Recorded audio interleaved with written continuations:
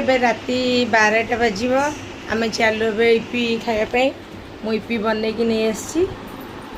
ଆଉ ଏବେ ଆମେ ଯାଉଛୁ ଖାଇବୁ ଇପି ମୁଁ ଏକା ନୁହଁ ମୋ ସାଙ୍ଗରେ ଆହୁରି 2 ଜଣ ଖାଇବେ